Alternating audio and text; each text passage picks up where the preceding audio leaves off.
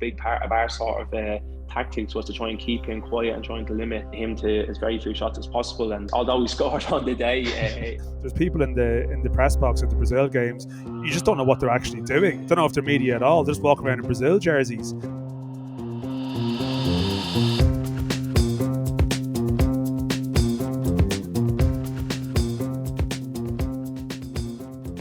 German players struck a blow for everyone being silenced by FIFA with a powerful pre-match gesture, but within hours found themselves staring down the barrel of elimination at the group stage for a third major tournament in a row. They'll either need to get something from the game against Spain on Sunday or hope Costa Rica can do them a favour against Japan, and given yesterday's results, it's hard to see which of the two looks less likely. Irish Independent Soccer correspondent Daniel McDonnell predicted a Japan shock, although it wasn't one of the games that you managed to see yesterday, Dan. No, I mean, just because I predicted a shock didn't mean I actually had the conviction to go and see it myself. I had my first seeing 2 games in one day ever at a major tournament, as in the flesh. But as a result of that, it meant that something had to give. So I was Morocco Croatia in the morning, or 1 p.m. Local time, but the 10 a.m. game in Ireland, I think, which is probably popular with people who are skiving off work. And then, I had the Belgium-Canada night game. In between, I was back in to be honest, I was back in my old mate, the media centre, for the Japan-Germany game, tucking into a bit of that Tony Cascarino recommended lunch, which came, I must say, What'd you have? With an extra, what did I have today? I had a little bit of everything. But the real news today was, and again, all in the context of Qatar, let's be as kind as we possibly can to everyone. Let's let everyone have a good time here. I paid for my buffet lunch, and I was said, "Are you aware of the Oasis Garden Lounge, sir?" And I said, "What is the Oasis Garden Lounge?" The Oasis now would be a nightclub in Carrick Cross, growing up back in the day. But the Oasis Garden Lounge is apparently the place where they're now serving drinks for the media and FIFA accredited staff, and this the Garden Lounge, as the name would suggest, is a garden lounge. Apparently they're even serving more than Budweiser there. So another classic example of the haves and the have-nots. And I have already heard anecdotal tales of some of the haves going there to visit, but not me. I have to say, I was getting back to work. But that's beside the point. Suddenly again, a bit like the Argentina Saudi Arabia game, where you sort of see the halftime score, and as much as I had a little bit of confidence in Japan, you sort of thought, oh, Germany have got ahead here, maybe they're going to sort of strangle the life out of it, but they didn't, and that really, in the context of the tournament, creates this scenario where how quickly you can go from feeling your way into the tournament to staring elimination in the face. That's what Germany are playing Spain on Sunday. So it feels like the competition is sort of ignited in some ways today. Every game felt important, even the ones that maybe weren't as thrilling. There was a real sort of meaning to all of them. Yeah, there certainly was. I mean, I think Germany and Argentina both fell into a bit of a trap of playing against seemingly inferior opposition, going in at half-time 1-0 up, thinking, we'll just keep this going now and, we'll eventually get a second one. And they probably should have had a second one even before half-time, both Argentina and Germany. And suddenly, I mean, it's the old John Giles truism that you can't turn it off and turn it on again. And that's, Germany just, as soon as Japan changed their bit of shape and got to grips with Germany's left side, they didn't seem to know what to do in that game. Yeah, and I mean, I've seen some criticism, I think, of Germany's high line as well and how they operate. And I suppose it's funny in the context of you spoke with Pico Lopez. I know we're going to hear a little bit more from him on today's show, looking ahead to more of the African sides. But there is almost that sense of the execution of the high line that Saudi managed to do it. They lived on the edge and they were fine. And Germany couldn't manage that. It left them vulnerable. And I don't know. I was in Kazan 4 years ago when they went out to South Korea, and they were run all over in the dying stages of the game, and there was almost I felt like there was almost little parallels with that. And I mean, I was just making the point, just a piece for the piece for today's paper. Like losing the first game in a tournament. I mean, it's pretty damaging. Like everyone talks about, oh well, Spain did it, and then they won the competition in 2010. They just happen to be one of the best teams of all time.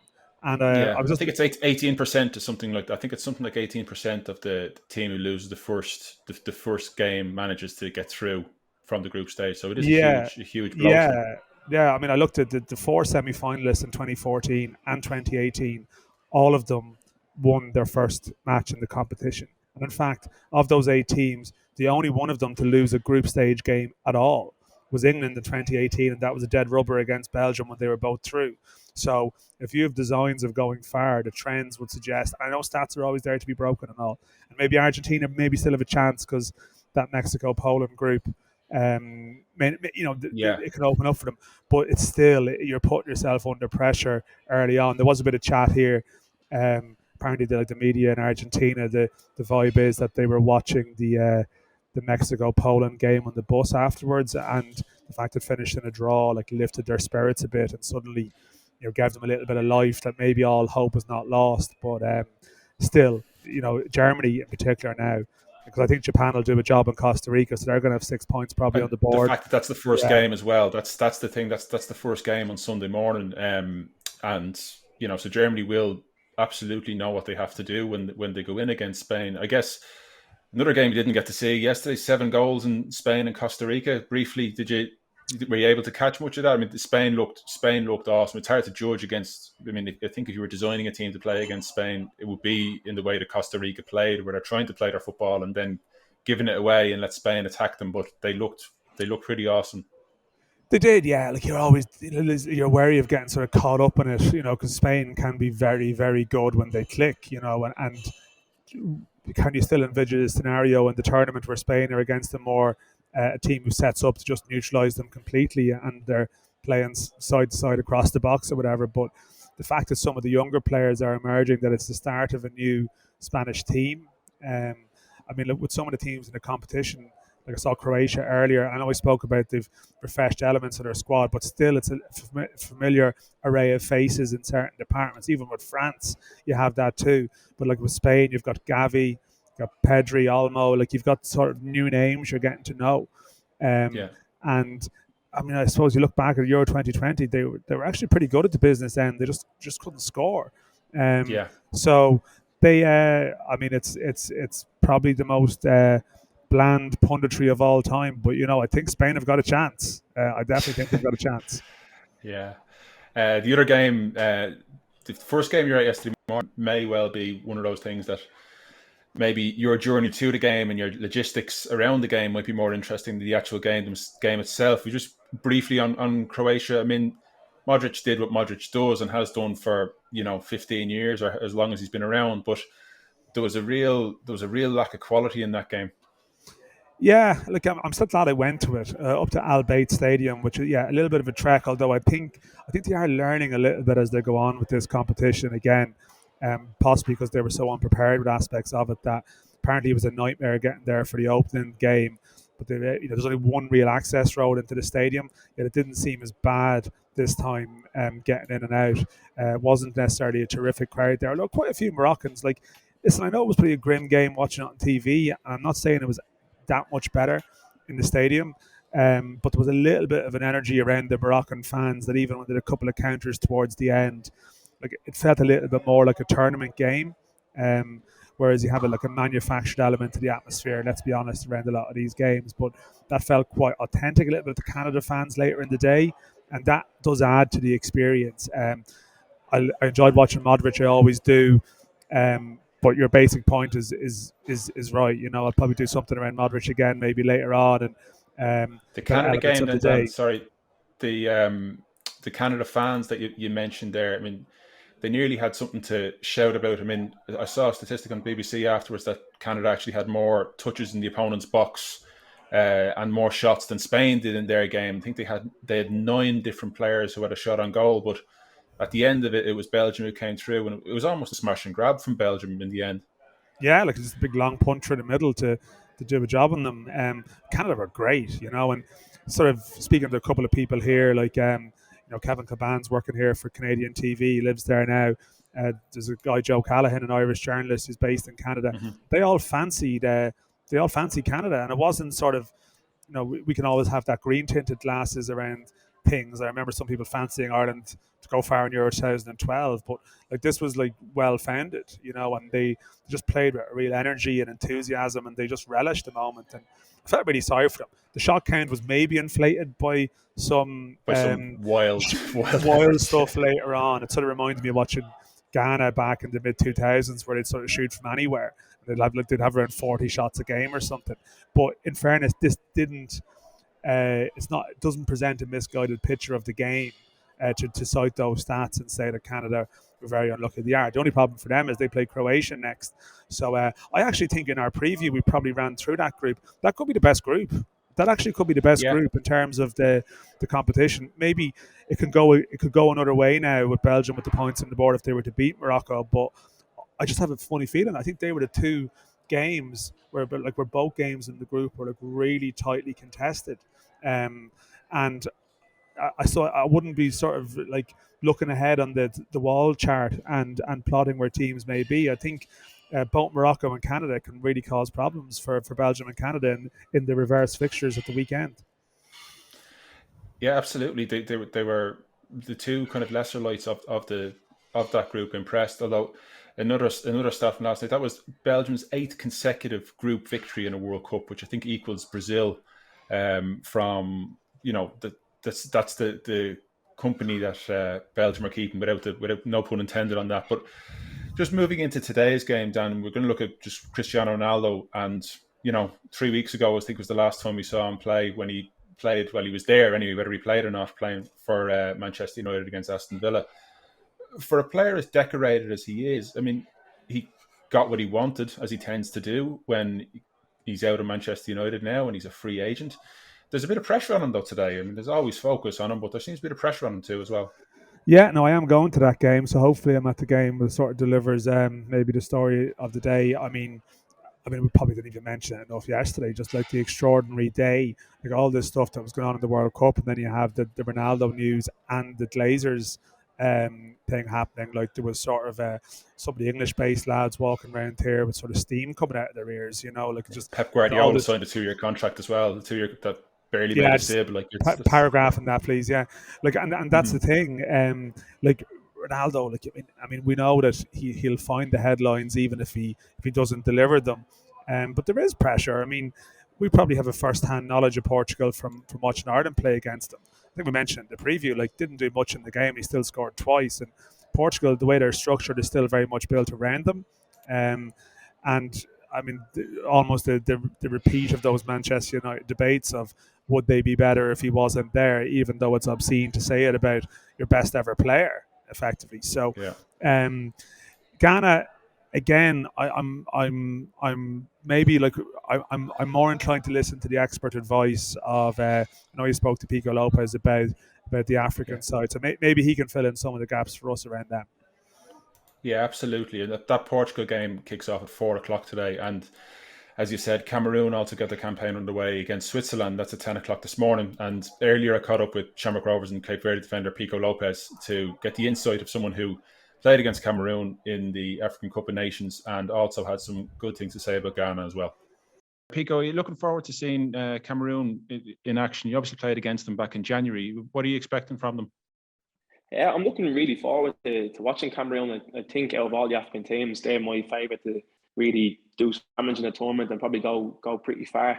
I'm looking forward to seeing them because I think they had a great AFCON. It was their host tournament, so they were the host. And they were just brilliant. I thought they had a real togetherness about them, along with quality. I know Samuel Eto'o was now the president of the Football Association there, and he seems to have generated this real belief and confidence about them. So I'm looking forward to seeing them kicking off the World Cup campaign and how far they can go in the tournament.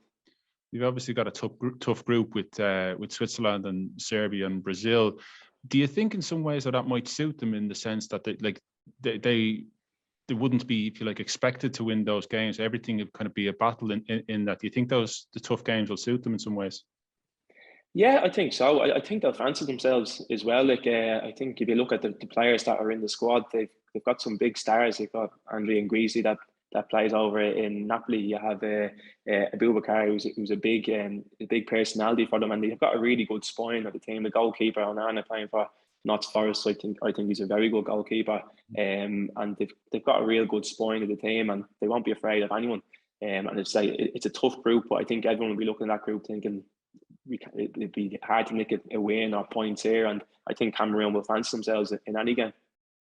And from obviously your own experience of playing against them, like, is there any, without giving away too many dressing room secrets, was there anything in particular that was said in your dressing room with Cape Verde before the game where, areas that you could target them, or areas in particular to watch out for? Areas to watch out for, definitely. I think, as I mentioned earlier, Abubakar, he's a real talisman to them, and he always seems to get shots off, and more times than not, they lead to goals. So a big part of our sort of tactics was to try and keep him quiet and trying to limit him to as very few shots as possible. And although we scored on the day, we did manage to keep his shots quite down. But then you have other threats with Toko in Camde, who was unbelievable in that tournament. He makes some really dangerous runs and stretches you, gets across the goal for crosses as well. I suppose one thing we tried to hit them on the counter, trying to avoid the pressure on, and then be brave, and like when we overturned the ball, try and get down the sides of them, and we managed to get a goal from that as well. So although they pose a real attacking threat, there is moments where you can get them. Yeah. And then just moving on to Ghana, then they had a similar kind of not quite as if you like as dominant a qualifying where they came through. They got through on goal difference in their group, and then they beat Nigeria on away goals, I believe, to go through. What would you be expecting from them when they face Portugal today?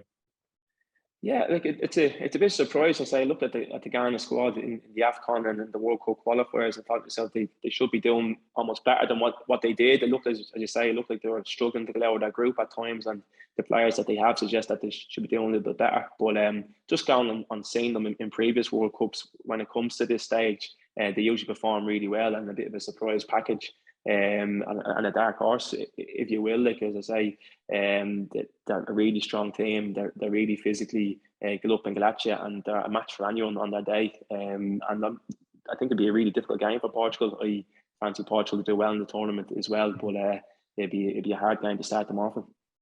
If you were setting up yourself in terms of Ghana, in terms of Ronaldo, would it be the sort of thing that, we saw Saudi Arabia were very successful in kind of the high line. Would that be the sort of thing you'd be trying with, if Ronaldo's not, if you like, not as quick as he was, but he's still very dangerous? Is it the sort of thing where they'll try and put pressure on and have high tempo and try and not let the likes of Bernardo Silva or Bruno Fernandes get their head up and pick out a pass, do you think? Yeah, I think so. I think Portugal have that much quality in the team that if you sit off them and try to kind of defend your box and play a low block, they have the quality to pick you off. And if Ronaldo's allowed in your box, if he gets a sniff of a chance, he usually puts them away. So I think you have to be brave. I think every game in the World Cup, you have to be brave here and try and attack teams and try and go win the game, especially in the group stages, because I think the first win in the group, the first game in the group, you get your first win, 3 points on the board. It goes a long way in terms of getting out of the group. So yeah, hopefully I'd like to see it be better for the tournament, better for the game as well, if Ghana had a right go off Portugal. And just finally, we saw Senegal play Holland, and ultimately lost out. What did you think of their performance? Obviously, without Mane, they're a very different outfit to the one you would have faced at the beginning of the year. Yeah, absolutely. I think to be fair, they actually probably played better the other night against Holland. When they played against us, although they had the star quality that is Mane, and he's an unbelievable player, they kind of over-relied on him against us, and they kept trying to utilise him and hope a bit of magic came from him to spark a bit of inspiration and win the game. I thought yesterday they actually did quite well as a team. They probably played a little bit better without really probably hurting Holland as much as they probably should have, or maybe a bit naive not to. And at the end of the day, I think Holland's 2 goals were probably down to mistakes by the keeper, which again I was surprised at because he's a really top keeper, Mendy. Yeah. But I think they gave a good account of themselves, and I think they show that they will be a match for people in the group going forward. They just need to believe themselves and probably not wait to take the initiative. Yeah, they're back in action tomorrow against Qatar. Would you fancy them to bounce back in that, given how poor Qatar were against Ecuador, and then maybe leave themselves effectively with a final against Ecuador in the final game? Yeah, I think so, and especially as well coming off the back of a loss, they had to go for a win really. I think Qatar were really poor against Ecuador in that first game as well, so maybe they can smell blood, or they might be expecting a reaction from Qatar to kind of say, right, we need to perform a little bit better. So it might not be the easiest games, but I think Senegal need to go in it knowing that they have to win to have any chance of getting out of the group, and hopefully we see that attacking side of them. Hopefully so. That's great, Pico. Thanks very much for joining us, and hopefully we'll speak to you again later in the tournament. No problem, mate. Speak to you then, pal. Thanks very much.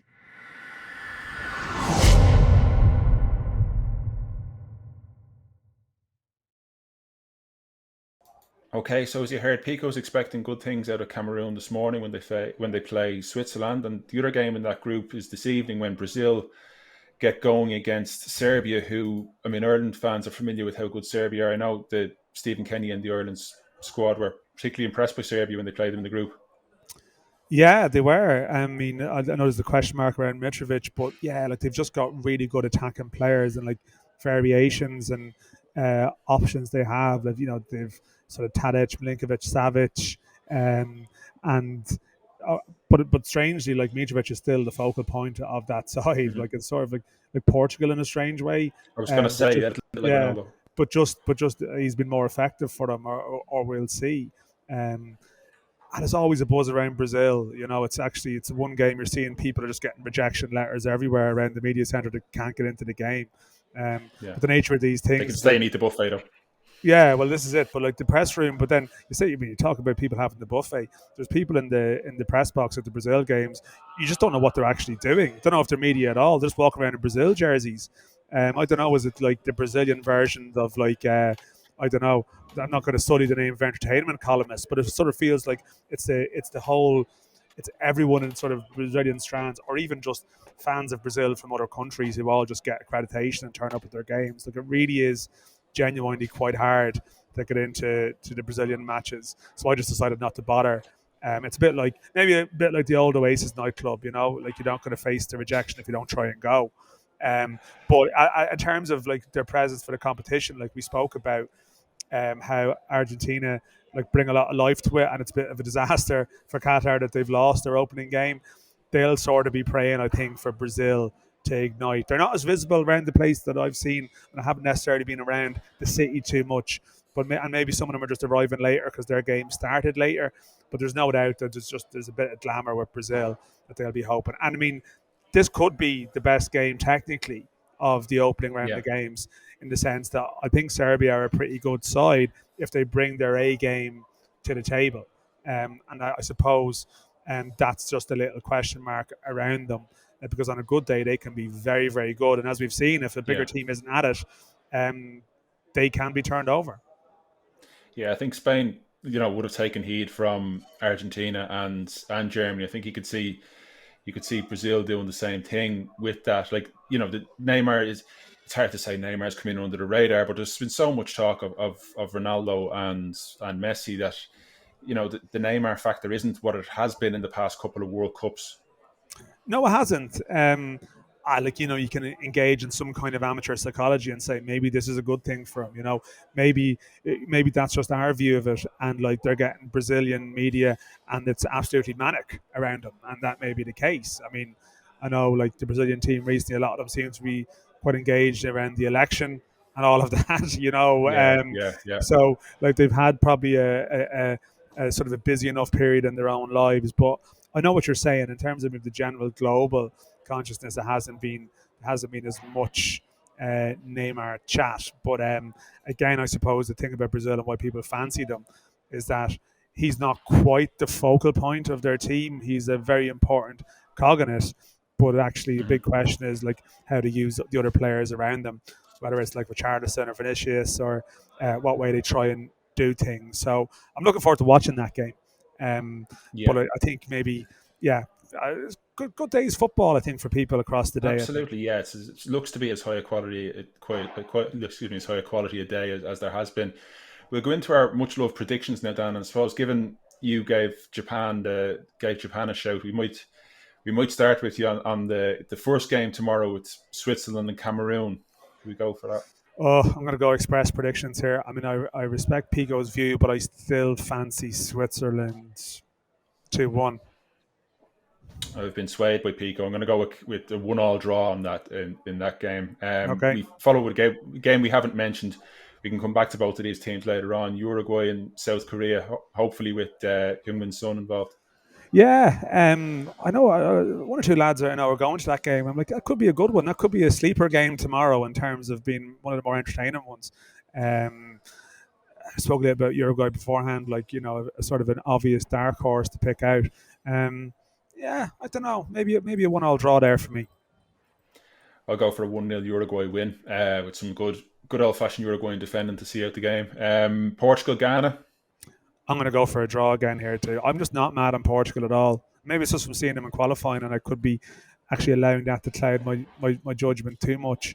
But I mean, they looked out. They ended up having to play North Macedonia rather than Italy. I don't think they would have beaten Italy, although I mean, Italy lost to North Macedonia, so I mean, maybe that's a ridiculous point. Maybe Chris Hughton's Ghana, as they should be christened, like Damien Duff Shelburne. Yes. Chris Hughton's Ghana might be able to get a draw there. I think Portugal might just. I could see Ronaldo just say as he tends to do, with maybe a 2-1 victory for Portugal.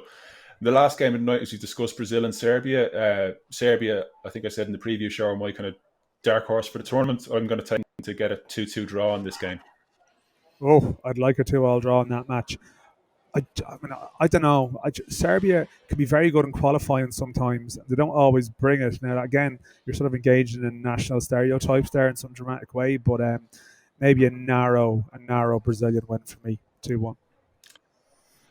Thanks for that, Dan. We'll see how we go. We might do a predictions table, see how we go after the first round of games. We can compare, look at where we went wrong in many places where we went wrong. Yeah, listen, I'll be up for that if I'm winning it. Otherwise, Absolutely. We'll just politely pretend that this was never actually discussed. Be happy with that. Good stuff. We'll be back tomorrow anyway to see how we went. Thanks for listening. I'm Aidan O'Hara, and that was the Indo World Cup. And please subscribe if you haven't already, and we'll talk to you tomorrow.